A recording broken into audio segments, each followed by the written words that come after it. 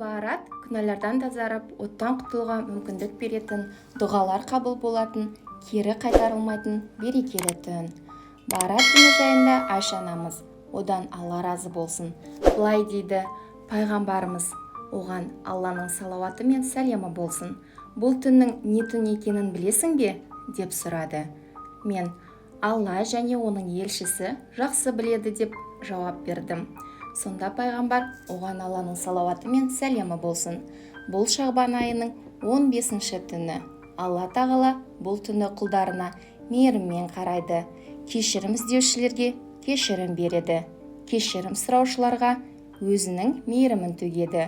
Бірақ жүрегінде ашу, ызасы бар кісілерді мейірімсіз қалдырады, әрі олар зұлымдықтан арылмаса, оларды жарылқамайды дейді.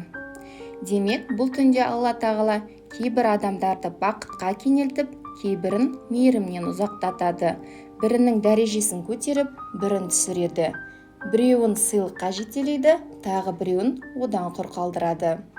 Пайғамбарымыз, оған Алланың салауаты мен сәлемі болсын, 5 түнді ұйықтамай, құлшылықпен өткізген адам міндетті түрде жәннатқа кіреді. Олар Таруя, Арапа, Құрбан айт, Ораза айт және Шағбан айының 15-ші түндері деген. Бұл түндерді құлшылықпен ояу өткізу мұстақап, сондықтан мұндай істерді жалғыз өткізген жақсырақ. Фиқ ғалымдары қасиетті түндерде, мысалы Баарат түнінде мешітке жиналуды мәкрух санаған. Хасан ибн Амар, оны Алла рахмет етсін, бұл туралы жоғарыда айтылған және басқа да қасиетті түндерді арнайы ғибадатпен өткізу мақсатында мешітке жиналу мәкрух. Өйткені пайғамбарымыз, оған Алланың салауаты мен сәлемі болсын, сахабалар да олай істемеген.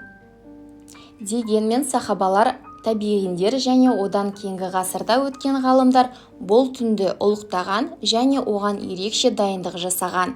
Баарат түнінің берекесіне қол жеткізу үшін ғалымдар төмендегі істерге мән беруді айтқан.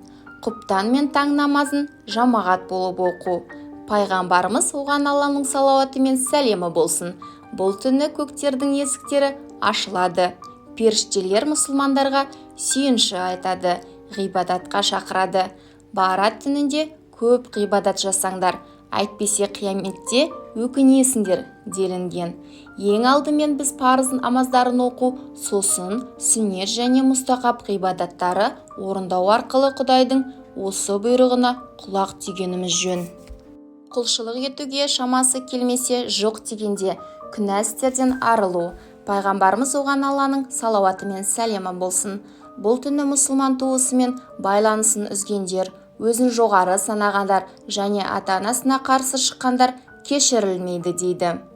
Ата-ананы құрметтеу, туыстармен хабарласып, хал жағдай сұрасу, науқас адамдардың көңілін сұрау, бала-шағаға өнеге болу арқылы да күнәлар кешірілуі мүмкін. Сондай-ақ біз кез келген қастандықтан, арамдықтан, ашудан, мақтаншақтық пен өркөкіректіктен бас тартуымыз қажет. Әйтпесе Алла тағала бізді тазарудан алыстатады. Тәубе ету және истиғфар айту, көңіл бөліп, түрлі бидғаттардан сақтану. Бұл түні мұсылман адам жыл бойы істеген ісін, өз өмірін бір ойлап көруі керек. Егер өзінің іс-әрекеттерінде бір кемшілік бар екенін байқаса, Құдайдан кешірім сұрап, оны түзетуге тырысуы керек. Егер біреуді ренжіткен немесе біреумен араз болса, бір-бірінен кешірім сұрап, бауырлар секілді достасуы керек. Егер біреуден қарыз алып, себепсіз қайтармай жүрген болса, дереу қарызын қайтару жолын қарастыру керек. Қайтсе де жаратқан иемізге тәубе етіп, тура жолға түсуіміз қажет. Өзі және мұсылман үмметі үшін қайырлы дұғалар жасау. Дұға ғибадаттың мәйегі.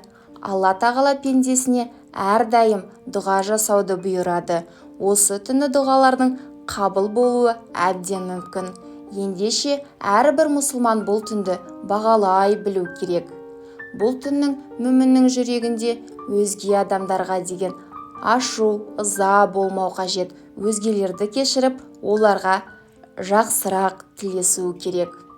Шамасына қарай зікір айту, нәпіл намаз оқу, Құран тилауат ету бұл түнді зікірге арнаған өте жақсы.